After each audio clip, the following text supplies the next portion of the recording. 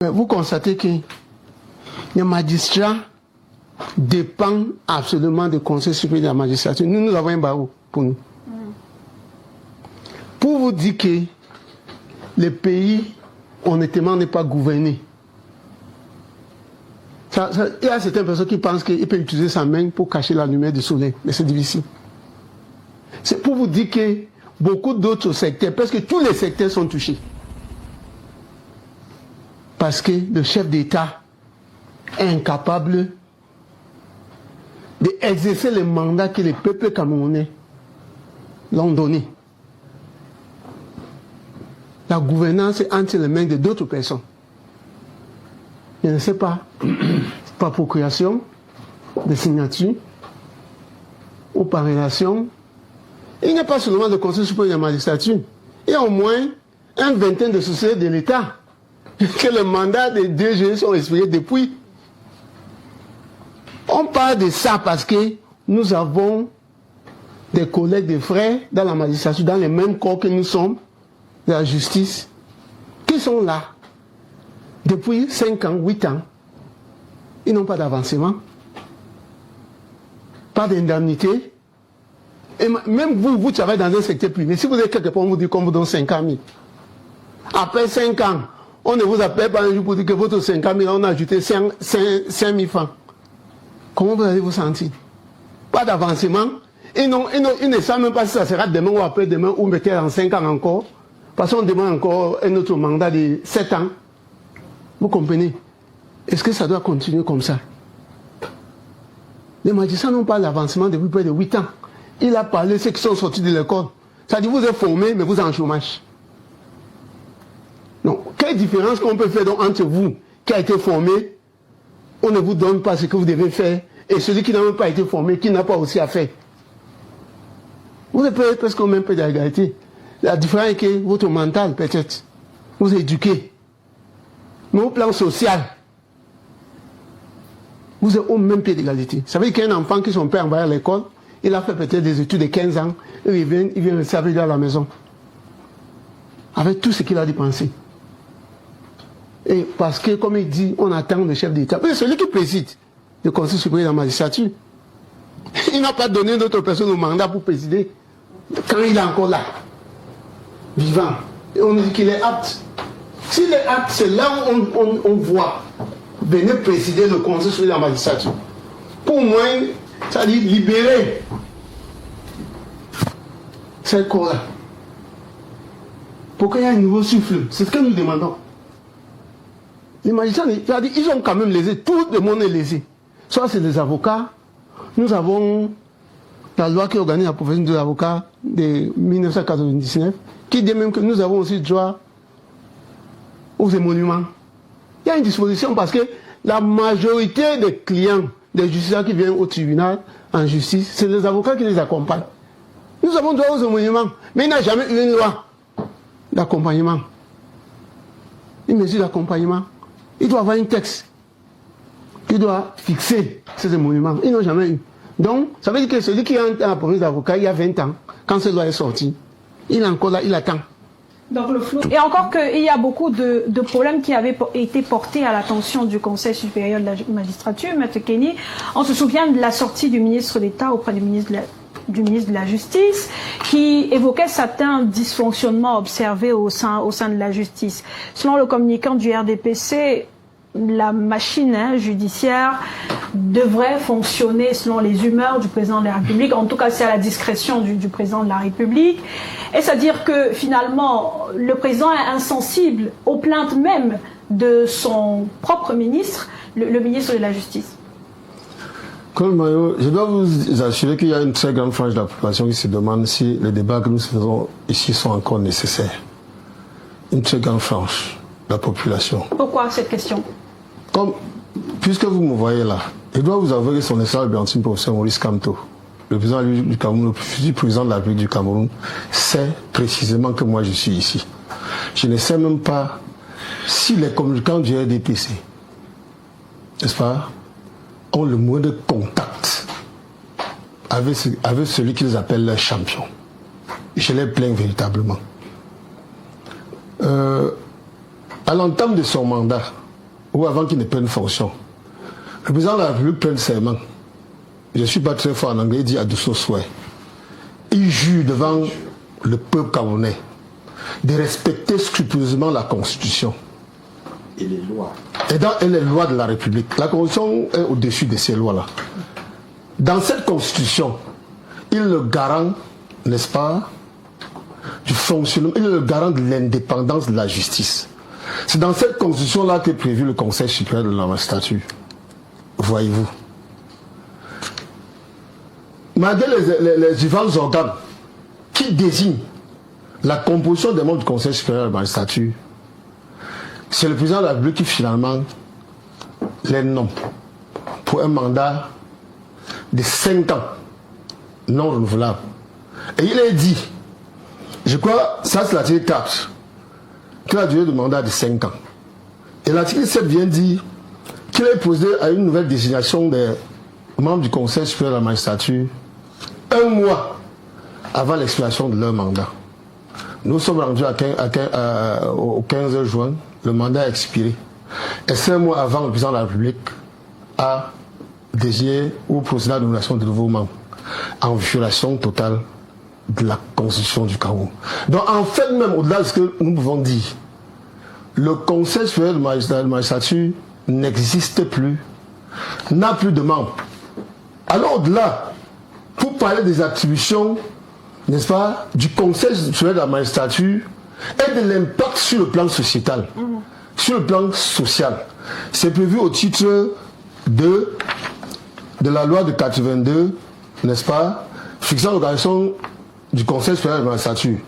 L'article 10 dit le président de la République, garant de l'indépendance de la magistrature, est assisté dans cette mission par le Conseil supérieur de la magistrature, qui n'existe plus. Il peut, à cet effet, le consulter sur une question relative à l'indépendance de la magistrature. Il ne peut plus parce que le Conseil supérieur de la magistrature n'existe plus depuis, n'est-ce pas, le 15 juin. Plus grave, pour ces attributions, le président de la République exerce le droit de grâce après avis du Conseil supérieur de la magistrature.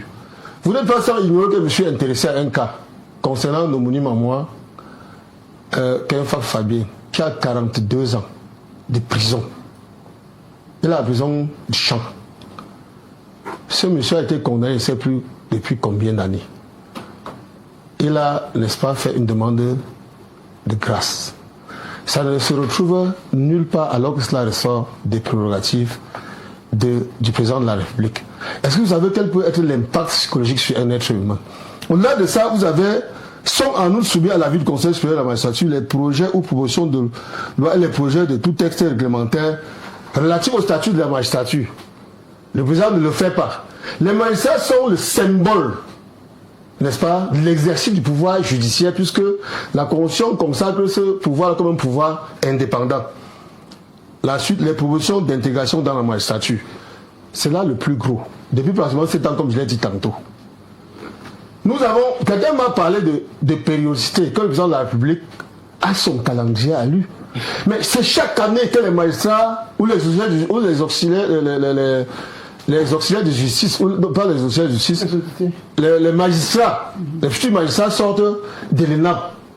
Ouais. Cela conditionne, l'intégration conditionne donc la convocation du Conseil supérieur de la magistrature. Il n'y a aucune discussion là-dessus.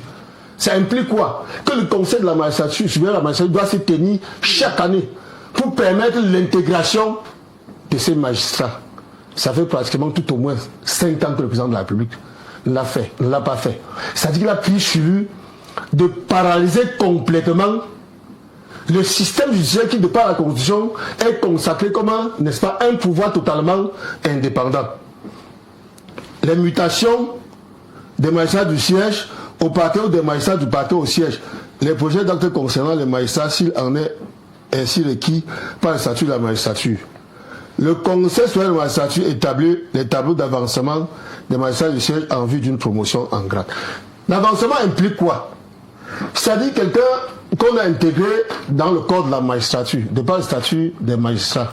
S'il avait un salaire, je prends une hypothèse de 300 000 francs à l'entrée dans la magistrature, et qu'il n'avait que sa tête à nourrir, dans l'intervalle, il a eu des enfants. Il a pris une femme. l'avancement implique, n'est-ce pas, des impacts financiers sur son salaire. Dans l'intervalle que deviennent ces magistrats. Pourquoi ne voulez pas que ces magistrats soient corrompus? Ça n'excuse rien. Mais c'est que le président de la République est devenu chantre de la corruption dans cette République. Pendant qu'on y est, où est le président de la République? J'ai dit tout à l'heure, où est le commandant? C'est-à-dire, voilà quelqu'un, au-delà de ce que M. On l'a vu le 20 mai dernier. A pris sur lui, n'est-ce pas, de mettre en berne complètement l'État du Cameroun et de décider de ce qu'il veut. Le fait qu'on n'ait pas convoqué le Conseil supérieur de la magistrature, le deuxième fait que ceux qui composent le Conseil supérieur de la magistrature, que leur mandat soit arrivé à expiration, est l'un des plus scandales, n'est-ce pas, qu'aucune république ne devrait tolérer. On ne peut pas s'accommoder de ce genre de choses. Et voyez-vous, j'entends des voix venant, je vais me garder de dire le mot, des inconscients, des DPC qui veulent rempiler, qui voudraient que leur champion rempile, alors et surtout qu'il ne fait plus rien depuis pratiquement 7 ans. Quand il ne fait plus rien depuis pratiquement 7 ans, est-ce que vous pouvez me dire, vous êtes journaliste, est-ce que vous êtes les rares, n'est-ce pas, des recherches? Est-ce qu'après son élection, sa pression seulement en 2018, vous pouvez m'indiquer dans quelle région du pays le président de la République s'est rendu un temps soit peu? Après sa seule présence dans la région de l'extrême nord, pour cette minute, peut-on gouverner un pays qu'on ne connaît pas? Claude Maillot, il faut que ça cesse. Et c'est pour cela que je voudrais inviter, pour sortir, ceux qui sont encore en retard, à courir, n'est-ce pas, dans les différentes antennes de l'ECAM, s'inscrire afin qu'il soit mis un terme à cette forfaiture, parce que le pays est complètement dans l'abîme. Il n'est pas au niveau du sol, il est complètement dans le sous-sol. Statu quo observé au sein du Conseil supérieur de la magistrature. On permet aux communicants du RDPC de réagir, tout comme il voulait prendre la parole tout à l'heure, et on va venir à vous tout à l'heure. Barista Tabé, vous vouliez réagir quand Roland Tsapi parlait de la situation qui est même vécue aussi au sein du RDPC, à côté du Conseil supérieur de la magistrature qui n'a pas siégé et dont le mandat est expiré. On attend toujours le Conseil des ministres. Au sein du RDPC, le Congrès est attendu. Peut-être vous avez des arguments de défense. Madame, voyez-vous que jusque-là, nous n'arrivons pas à nous comprendre. Okay. J'ai voulu réagir tout à l'heure, tout simplement pour rappeler que le bureau politique du RDPC s'est réuni en 2016. Vous comprenez, pour proroger un certain nombre de mandats en interne dans le parti. Ça, c'est les textes de base statutaires. Laissez-moi finir. Les textes de base statutaires qui le disent, ce n'est pas moi. La réunion a eu lieu. Vous comprenez? Maintenant, j'ai encore dit ici que ce soi-disant entre guillemets camarade qui est venu, qui a d'abord accepté nos statuts et qui aujourd'hui cherche des bisbilles de gauche à droite, vous voyez, n'est pas dans son bon droit. Vous comprenez? Et il a même le toupet d'aller même écrire jusqu'au secrétaire général du comité central. Voyez-vous, c'est pour dire que pour connaître mieux le RDPC, il faut lire ses statuts et comprendre. Parce qu'on a beau dire que, oui, le mandat est de 5 ans et le congrès doit être convoqué par le président.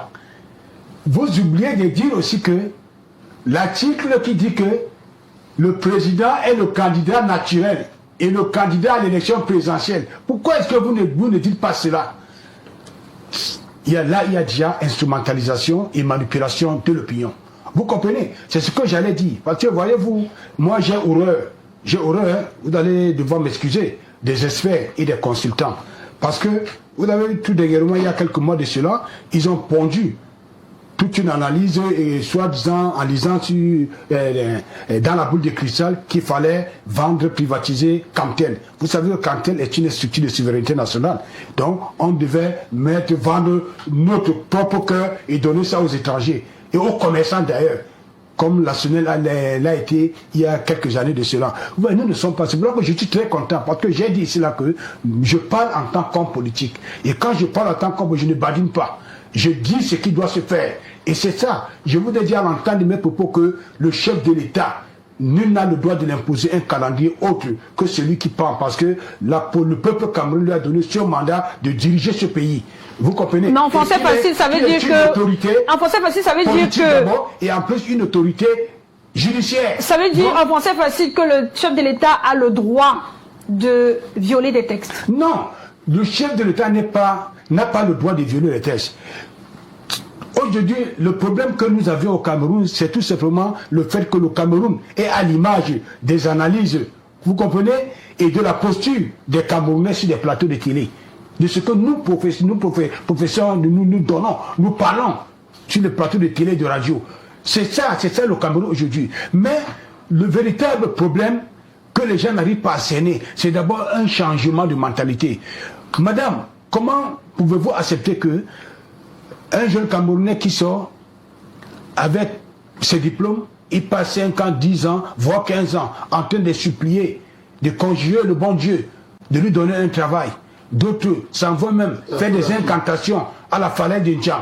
Vous comprenez, pour avoir ne serait-ce qu'un poste de travail. Mais vous faites une fixation sur la falaise de Ndjan. J'arrive. Et l'homme qu'ils ont, tu vois non, ce poste de travail, il devient roi. Ils ne font plus rien.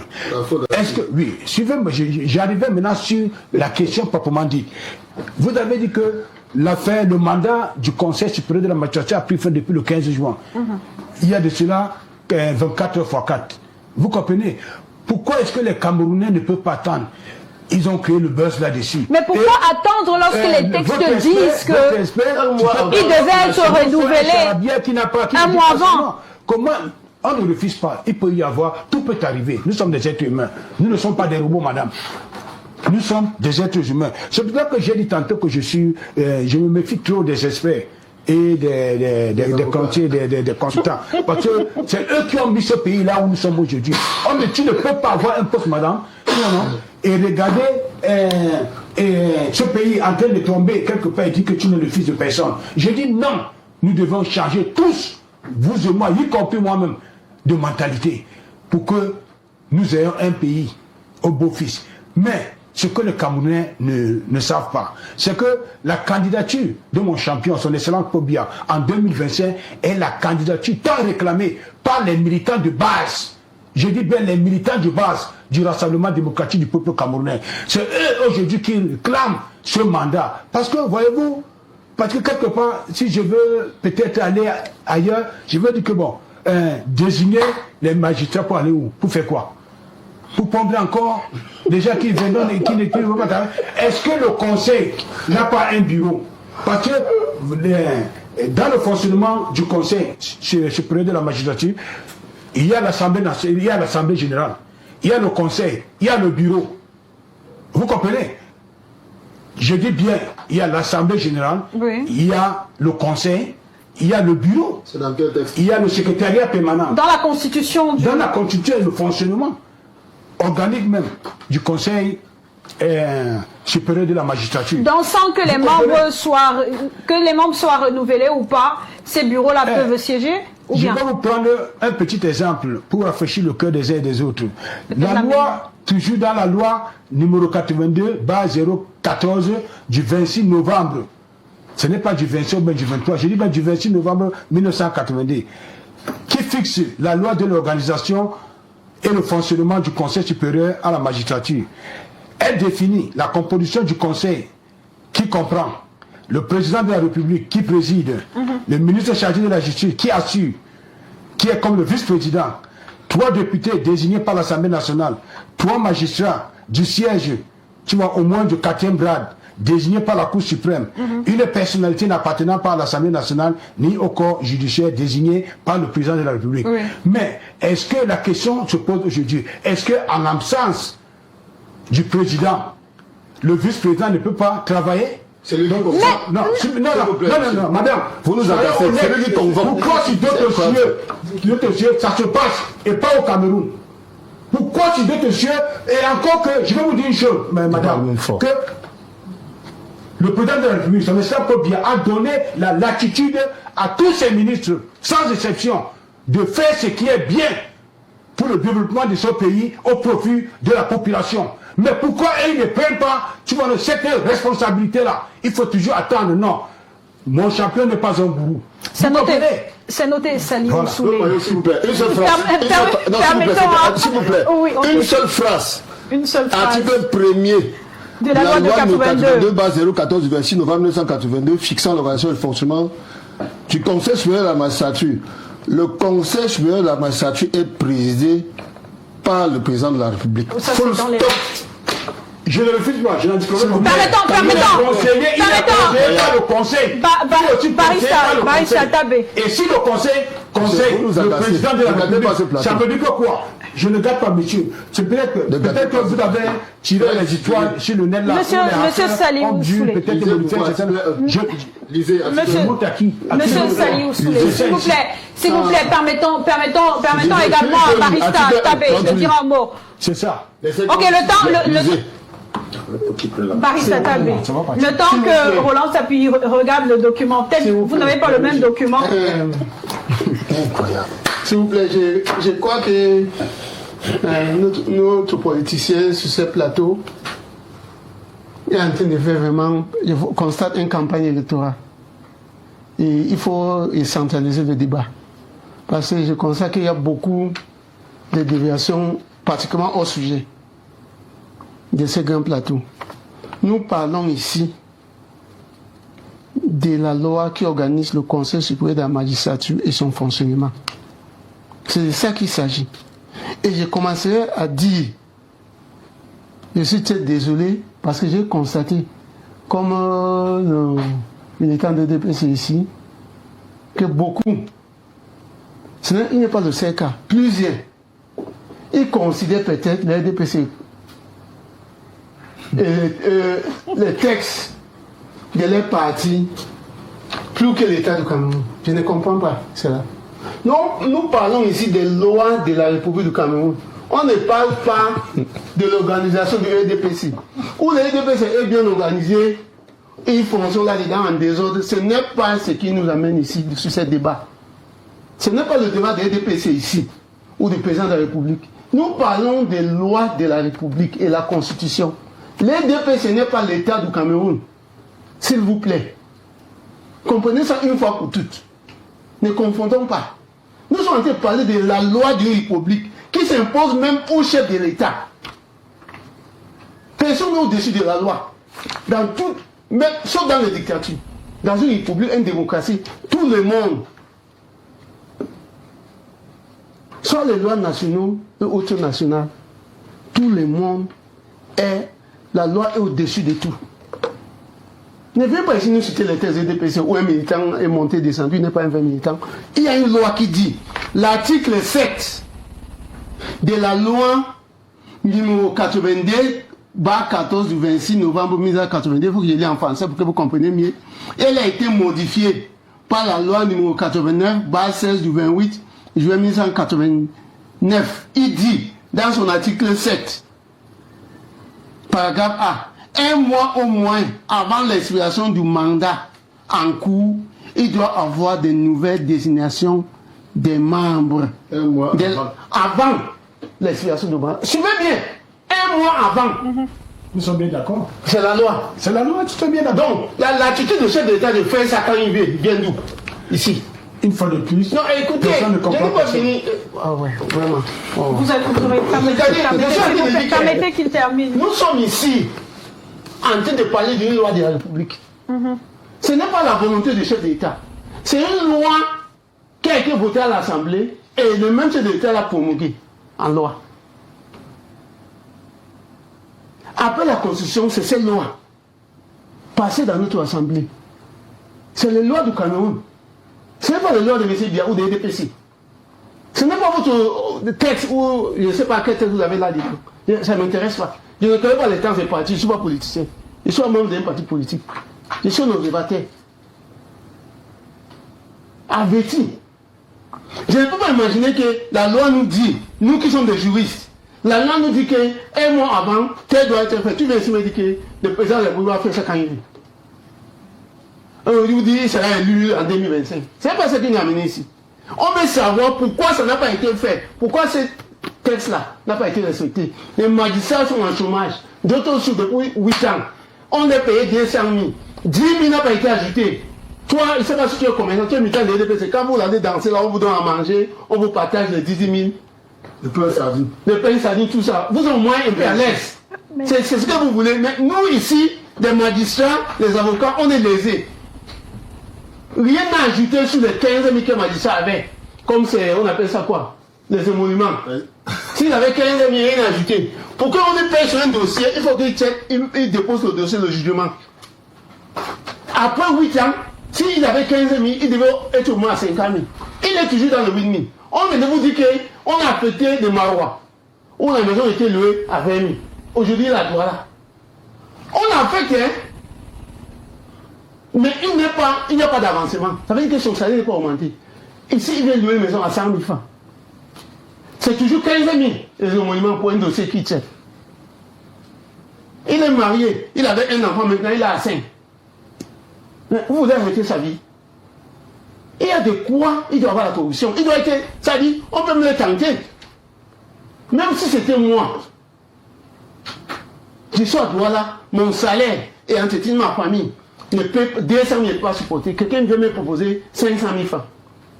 Pour me tenter, vous croyez que je vais faire comment? Non, je vous pose la question.